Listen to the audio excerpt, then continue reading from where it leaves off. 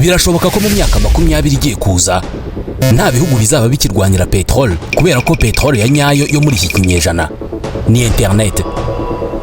Umviye inkuru, ubucuruzi bukorerwa kuri internet bwonyine buri mwaka bwinjiza mu mifuko y'abantu trillion 25 na miliyari 600 z'amadolari. Izi ni miliyari 25 na 600. Ubu ni ubucuruzi bwo kuri internet bwonyine. Ibi bya content creation cyangwa se gucuruza amakuru n'ubuhanzi kuri internet byo byinjiriza abantu miliyari 277 z'amadolari buri mwaka. Iki nicyo baba bavuga iyo bavuze ko internet ariyo petrol yo mu kinyejana cya 21. Aya yose ni amafaranga abantu bakorera, ariko ntabwo bayakorera mu buryo bubonetse bwose. Bisaba kumenya tekinike n'inzira zikwiye zo kunyuramo kugira ngo winjize aya mafaranga. Aka kanya birashoboka ko waba waratangiye ubucuruzi bwo kuri internet, ariko ukaba utarimo kubona umusaruro wifuzaga. Ibicuruzwa byawe barabibona kuri internet ariko ntibagura cyangwa se ntibanabibona. Birashoboka cyane ko waba warashoye amafaranga mu bikoresho nko kugura za kamera, smartphone, amatara n'ibikoresho by'amajwi, wizeye ko umunsi umwe Google cyangwa se YouTube bazatangira kukwitaho bagatangira kukwishyura, ariko views cyangwa se abakureba baracyari bake kugera naho watangiye gutekereza ko wayobye. Biranashoboka cyane ko waba warashoye amafaranga menshi mu kubaka website cyangwa software cyangwa se systeme zo guhuza ibikorwa muri business yawe, ibyitwa enterprise resource planning cyangwa se ERP, cyangwa se waranubatse software z'ibaruramari ariko ntibihure n'ibyo wari witeze, ugatangira kwibaza niba utarayobye cyangwa se utaribwe. Akababaro kawe ndakumva cyane, gusa rekeraho gutekereza ko wayobye cyangwa se ko ya mibare twavugaga mu kanya ya za miliyari z'amadolari abantu binjiza ari ibinyoma. Oya, ntabwo ari ibinyoma rwose. Birashoboka cyane ko urimo gucika intege kandi hari hasigaye intambwe imwe yonyine ngo utangire kugera ku byo wifuzaga. Uko wiyumva, uko wumva unaniwe gukomeza kugerageza kubera ko nta musaruro urimo kubona, ni kimwe mu bigize urugendo rwo kwinjiza amafaranga avuye mu bucuruzi bwo kuri internet. Inyungu zo kuri internet zizana n'igihe, babyita exponential growth. Muraho neza, njye nitwa Ismail Mwanafunzi. Ibyo ngiye kubabwira byose bishingiye ku bitekerezo n'ubushakashatsi bw'umuhanga mu kuzamura ubucuruzi hakoreshejwe ikoranabuhanga ndetse no kwamamaza hakoreshejwe internet, digital marketing. Yitwa Benegusenga Samuel, azwi nka Teacher Sam, kandi n'umwarimu muri kaminuza wigisha digital marketing. Ibi ni ibirebana no kwamamaza no kumenyekanisha ibicuruzwa. Ikintu cya mbere cyo kumenya cyangwa se cyo kwitaho mu birebana n'ubucuruzi bwo kuri internet ni ibyitwa linear business n'ibyitwa exponential business. Reka duhere kuri linear business. Linear business ni business cyangwa se ubucuruzi busanzwe bushingiye ku bakiriya baza aho ukorera hafi yawe. Abakiriya biyongera buhoro buhoro ariko ntibagwire cyane. Niba ufite iduka, niba abakiriya baza buri munsi ariko ugasanga bahora ari bamwe. Ibyiza by'ubwoko bw'ubucuruzi ni uko utangira ufite abakiriya. Niba ari iduka ricuruza imyenda cyangwa se imigati, utangira hari abantu bari hafi aho bakeneye serivisi utanga. Akenshi aho ngaho unakorera utangira hari izindi business, bityo abakiriya bakabasha kukubona. Ikindi cyiza cy'ubu bucuruzi ni uko butagira ingorane nyinshi mu gutangira kandi inyungu ziyongera buhoro buhoro. Gusa intege nke za linear business cyangwa se uburyo bw'ubucuruzi ni uko buba mihangana cyangwa se competition. Musangira abakiriya n'abaturanyi bakora business zimeze nk'izawe. Niba ari iduka ry'imyenda, haba hari andi maduka y'imyenda ari hafi aho ngaho, bityo ihangana rikaba ryinshi. Ikindi kibi cyangwa se intege nke z'ubu bucuruzi ni igihe gito cyo gukora. Ntabwo ushobora gukora amasaha 24 ku munsi. Akenshi ukora nko kuva saa 3 kugera saa 12 z'umugoroba cyangwa saa 3 z'ijoro ugataha. Izindi intege nke ni uko aho ukorera hagira aho hagarukira cyangwa se imipaka.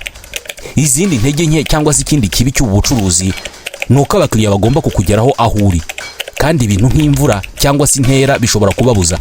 Iyi imvura yaramukiye ku muryango, nta rujya n'uruza ruba ruri hafi aho ngaho, bigatuma abakiriya baba bake. Ikindi nuko bisaba ikiguzi kinini nk'ubukode, abakozi, amafaranga y'ingendo n'ibindi. Reka noneho tuvuge ku bundi bwoko bw'ubucuruzi bwitwa exponential business.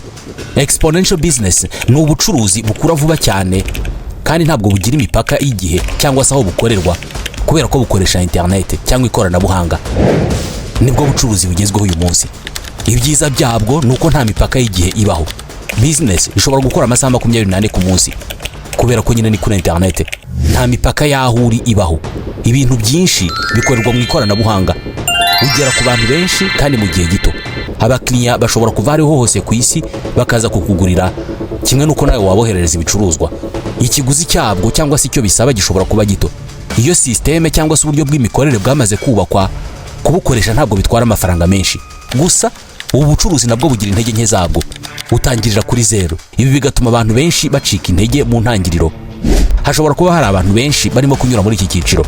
Ikindi nuko ubwoko bw'ubucuruzi busaba ubumenyi, bisaba kuba uzi gukoresha ikoranabuhanga, bisaba no kugira ingamba nziza cyangwa strategy, kandi bihinduka vuba. Ikoranabuhanga n'imikorere yaryo bihinduka kenshi. Ejo bundi twakoreshaga internet ya 3G, uyu munsi tugeze kuri 5G. Aba bantu bose ubona bahiriwe no gukorera kuri internet, haba mu bucuruzi cyangwa se mu bindi, hari inzira 5 banyuzemo kugira ngo babigereho. Izo nzira 5 cyangwa se ibyiciro 5, icya mbere ni digitalization cyangwa se gushyira business yawe mu ikoranabuhanga. Iki ni icyiciro cya mbere, aho uhindura imitekerereze ukiyemeza ko ugomba gukoresha ikoranabuhanga mu bucuruzi bwawe. Hano ushobora kugura gahunda ya mudasobwa cyangwa se software uzakoresha mu bucuruzi bwawe. Ushobora kubaka urubuga rwa internet cyangwa website. Ushobora gufungura page kuri social media cyangwa ku mbuga nkoranyambaga. Ushobora gutangiza YouTube channel, ukagura n'ibikoresho nka kamera n'ibindi byo kwifashisha.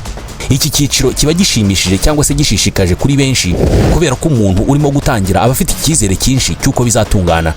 Hano hari inama zitangwa kugira ngo iki cyiciro kinyuremo neza. Ni byiza gukorana n'inzobere mu ikoranabuhanga kugira ngo zigufashe guhitamo ibikoresho n'ikoranabuhanga bikwiye byo gukoresha. Bitabaye ibyo, ushobora gusanga warakoresheje ikoranabuhanga ritari ngombwa cyangwa se ridakwiye, rishobora kuba rinahenze. Hano mu kuvuga ko ari byiza gukorana n'inzobere mu by'ikoranabuhanga, ni igitekerezo cyiza cyane gutekereza kuri Afri-Innovators, kompanyi imaze imyaka 8 ifasha abantu n'ibigo gukoresha amahirwe ari kuri internet binyuze mu gukora websites, web hosting, digital marketing, consultancy n'ibindi.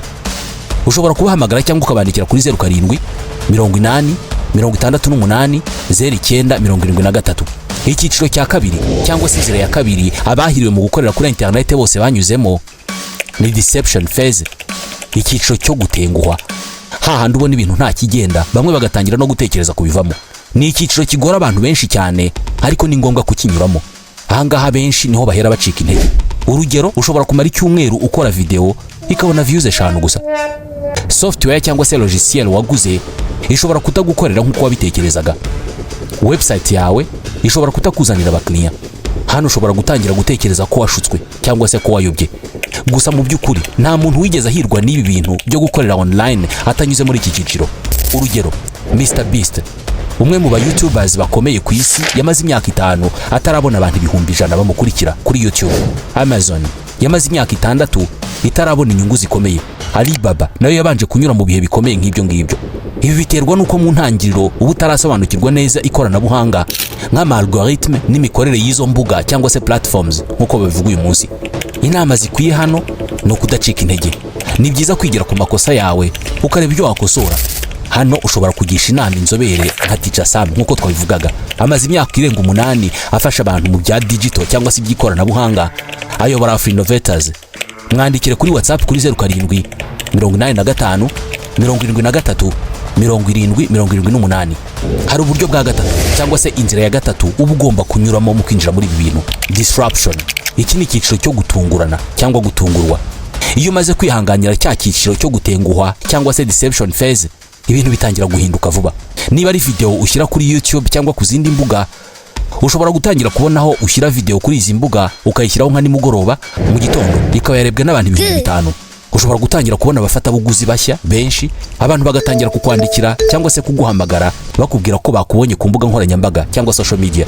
Ushobora gutangira kumva ari bitangaza bibaye, ariko mu by'ukuri uba ugeze muri rwa rwego rwa exponential growth.